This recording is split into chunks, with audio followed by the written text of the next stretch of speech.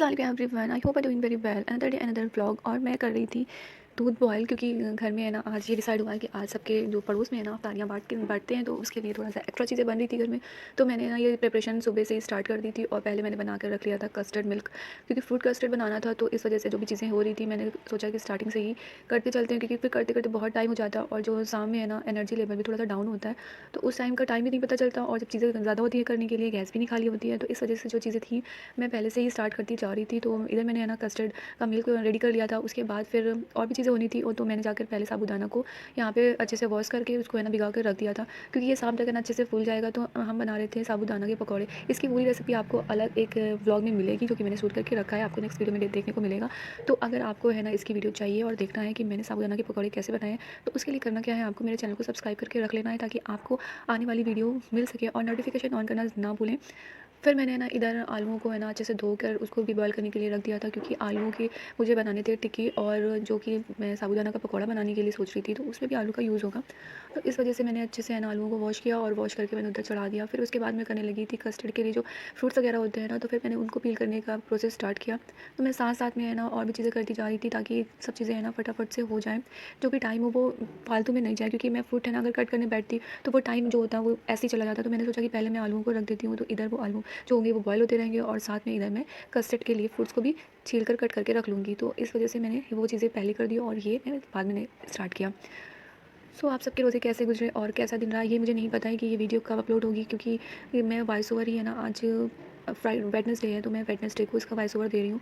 तो मैं इसको कब अपलोड करती हूँ, ये रमज़ान में ही अपलोड होगा या रमज़ान के बाद अपलोड होगा, मुझे नहीं पता, क्योंकि बहुत है ना लो टाइम चल रहा है। मैं शूट तो करके रख लेती हूँ, पर मैं इसको है ना एडिट करना और वॉइस ओवर देना भूल जाती हूँ। यूँ कह लें कि मेरा दिल ही नहीं चाहता कि मैं इसमें है ना वॉइस ओवर दूँ और एडिट करूँ। पता नहीं क्यों मेरा यूट्यूब से थोड़ा सा दिल हटता सा जा रहा है, बहुत ज़्यादा है ना इसमें। एक तो इसको ना पहले प्रॉपर शूट करने में, अब जैसे जो भी काम होता है वो थोड़ी देर का होगा, तो उसको पहले हमें ना मोबाइल को सेट करना है, एंगल सेट करना है, फिर उसके बाद उसको है ना वीडियो हो गई उसको कट करना है, फिर दूसरी लगाना है। तो काम जो होता है ना वो जल्दी होने के बदले वो देर में होने लगता है। तो हर कोई भी अब अगर जैसे कहते हैं कि यूट्यूब वगैरह से जब रिस्पॉन्स मिलने लगता है कोई चीज़ का, तो फिर हर कोई सपोर्ट भी करता है, और खुद को भी अच्छा लगता है ये चीज़ करने में। लेकिन जब कोई सपोर्ट, कुछ अर्निंग का सोर्स भी नहीं है, हम बस यूँ ही बनाए जा रहे हैं, तो हमें डबल मेहनत करनी पड़ रही है। और कुछ किसी को ये भी नहीं समझ में आ रहा है ना कि हाँ ये बनाती तो है, पर इससे क्या मतलब है, क्या फ़ायदा है, जो टाइम है ना आप इतना वेस्ट कर रहे हैं। तो इस वजह से ना मेरा भी इस चीज़ से बिल्कुल ही दिल हटता चला रहा है। मेरा मन ही नहीं करता कि मैं वीडियो को एडिट करके इसमें डालूँ। फिलहाल अगर आप सब चाहते हैं कि मैं कंटिन्यू बनी रहूँ, तो प्लीज़ मुझे सपोर्ट ज़रूर करें। आप सब मुझे सपोर्ट नहीं करते हैं। मैं इतनी मेहनत करके आप सबके लिए वीडियो बनाती हूँ, और आप सब मुझे है ना सपोर्ट नहीं करते हैं, एक मैसेज तक नहीं करते हैं। और प्लीज़ वीडियो को लाइक ज़रूर किया करें, और मेरे वीडियो पे कमेंट ज़रूर किया करें। तो फिर इधर है ना फ्रूट सारे कट हो चुके थे। आपके पास जो भी फ्रूट्स अवेलेबल हैं आप वो कट करके ऐड कर सकते हैं। मैंने इसमें है ना थोड़े से फ्रूट्स और थोड़े से ड्राई फ्रूट्स भी ऐड किए थे। जो ड्राई फ्रूट्स का वो चंक आता है ना माउथ में, तो वो बहुत ही अच्छा लगता है। तो इस वजह से मैंने है ना ड्राई फ्रूट्स में किशमिश लिए थे, काजू बादाम और थोड़े से पिस्ते थे, तो वो मैंने है ना क्रश करके उनको ऐड कर दिया था। और उसके बाद मैंने इसको ठंडा होने के लिए रख दिया था फ्रिज में। ये मेरी एक डिश रेडी हो चुकी थी, तो मैं रिलैक्स हो गई थी कि चलो एक तो कंप्लीट हुई। उधर है ना आलूओं में भी सीटियाँ आ चुकी थी, तो फिर मैंने उसको उसके लिए भी अलग से फिर वो कर दिया। इधर मेरी अम्मी अपना काम करने में लगी हुई थी, ये बना रही थी गुलगुले, जो कि बहुत टेस्टी लगते हैं। और मैंने आप सबसे पूछा था कि आप सबको गुलगुलों की रेसिपी चाहिए, तो किसी को रेसिपी नहीं चाहिए, तो मैं रेसिपी नहीं बता रही हूँ। उसके बाद फिर मैंने है ना सोचा कि खाली बैठने से अच्छा है कि मैं जाकर अच्छे से जल्दी से ओनियन वगैरह चॉप वगैरह कर लेती हूँ, क्योंकि वो भी आगे यूज़ होंगे पकौड़ियों में और पकौड़े में। तो मैंने धनिया को कट करके रख लिया था। उसके बाद मुझे याद आया कि चलो ये भी शूट कर लेती हूँ आप सब लोगों के लिए। तो फिर मैंने ना ट्राइपॉड पे अपना फ़ोन लगा दिया, और मैं इसको करने लगी। करते करते इतना टाइम हो गया था कि फिर ज़ोहर का टाइम हो गया, और उसके बाद हम लोगों ने नमाज़ वगैरह पढ़ा था, और फिर जो भी पढ़ना लिखना था पढ़ लिख कर थोड़ी देर से 5 से 10 मिनट के लिए रेस्ट लिया था। बेसिकली बोले तो काम से ब्रेक लिया था, और उसके बाद फिर से हम लोग लग गए थे अपने अपने काम पर।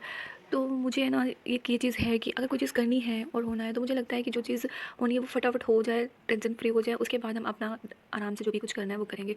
तो मैं लेटने भी गई ना, तो मुझे मेरा पूरा ध्यान जो था ना वो रखा था कि नहीं अभी ये पढ़ा है वो पढ़ा है, कहीं लेट ना हो जाए। फिर उसके बाद मैं आ गई थी। ये जो पीनट थे, क्योंकि पीनट उस दिन है ना मुझे नहीं मिले थे, तो मैंने क्या किया, बैठ कर मैंने मूँगफलियों को छीला और छील कर इसको रोस्ट किया। तो मूँगफली जो थी ना वो थोड़ी सी मुलायम पड़ गई थी, इसकी वजह से मुझे इसको दोबारा से रोस्ट करना पड़ा। तो ये मूँगफली मैं रोस्ट इसलिए कर रही हूँ, क्योंकि ये भी है ना जो पकौड़े बना रही हूँ मैं साबूदाना के, उसमें हमें पड़ेगी। तो इसकी फुल रेसिपी के लिए आपको मेरे चैनल को सब्सक्राइब करके रखना पड़ेगा, जिससे आने वाले वीडियो में आपको उसकी रेसिपी मिल जाएगी। इधर है ना ये गुलगुले भी बन गए थे और इधर फिर मेरी बहन लग गई थी चीज़ें फ्राई करने के लिए और मैं करने बैठ गई थी प्लेटिंग, क्योंकि टाइम बहुत ज़्यादा हो रहा था। और फिर ये मैंने पहले एक कटोरी में ना कस्टर्ड निकाल के इनको फ्रीज़ कर दिया, फ्रीज़र में लगा दिया कि वो थोड़े से चिल रहे, बाकी प्लेटिंग में जब तक करूँगी जब तक वो थोड़े ठंडे ही बने रहेंगे। और कस्टर्ड वगैरह ठंडा ठंडा ही खाने में अच्छा लगता है। मैंने उसके ऊपर से थोड़ा सा गार्निशिंग के लिए टूटी फ्रूटी डाल दिया था, ये भी बहुत अच्छा भी लगता है और खाने में भी बहुत अच्छा लगता है मुझे। जो ये 4 से 6 बजे का टाइम होता है ना, ये टाइम इतना जल्दी-जल्दी से भागता है ना कि उस टाइम बड़ी हड़बड़ाहट सी हो जाती है। इधर मैं निकाल रही थी ये पकौड़े, क्योंकि ये पकौड़े ना ज़्यादा ऑयल में जब डीप फ्राई करते हैं तो ये थोड़ा-सा लेट से पकते हैं, गोल्डन ब्राउन होते हैं, तो ये भी बड़ा टाइम लगा रहे थे और अम्मी को जाना था सब जगह देने के लिए। तो ये होता है ना कि अगर अफ्तारी आप बाँट रहे हैं तो कम से कम अफ्तारी के पहले ही बाँट दें, उनके घर पहुँच जाए, ताकि ऐन टाइम पे घर से निकलना भी नहीं होता और ऐन टाइम पे बाँटना भी ठीक नहीं लगता। फिर उसके बाद फिर उधर है ना उसको मैंने डाल दिया, तो वो अपना ब्राउन हो रहा था, मैंने गैस को स्लिम पे कर दिया था और फिर इधर आ गई मैं प्लेटिंग करने के लिए। बीच में मैंने है ना कैमरा ऑफ कर दिया था, जो मैं शूट नहीं कर पाई, तो मैं बता देती हूँ कि चीज़ें क्या-क्या थी। तो प्याज की पकौड़ी थी, पालक की पकौड़ियाँ थी और ये पापड़ थे, चना था। फ्रूट्स में मैंने सिर्फ यहाँ पे पपाया रखा था, क्योंकि सारे जो फ्रूट्स थे ना वो कस्टर्ड में ऐड हो चुके थे, तो इस वजह से सारा फ्रूट्स रखने का कोई मतलब भी नहीं था।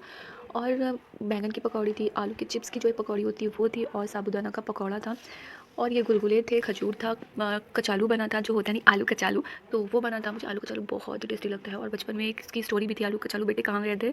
तो ये मैंने दिखा रही थी ना, ये बड़े क्रंची और बड़े ही टेस्टी बने थे। और किस किस ने ये बना के खाया है और किसको ये बहुत ज़्यादा पसंद है, मुझे ज़रूर बताएं। और जिनको नहीं पता ये कैसे बनते हैं तो प्लीज़ मेरी वीडियो का वेट करें और मेरे चैनल को सब्सक्राइब करके रखें। फिर वो सब अफ्तारी चली गई थी और यहाँ पे फिर हम लोग बैठ गए थे अपनी अफ्तारी करने के लिए। रोज़ा खुल चुका था, लेकिन फिर मुझे याद आया कि चलो मैं भी थोड़ा सा क्लिप शूट कर लेती हूँ, तो मैंने ना इतने से थोड़ा सा यहाँ पे शूट किया था। आई होप आप सबको ये मेरी वीडियो अच्छी लगी होगी। अच्छी लगी तो कहना क्या है, लाइक सब्सक्राइब माई चैनल और कमेंट करके मुझे ज़रूर बताएं। अल्लाह हाफ़िज़।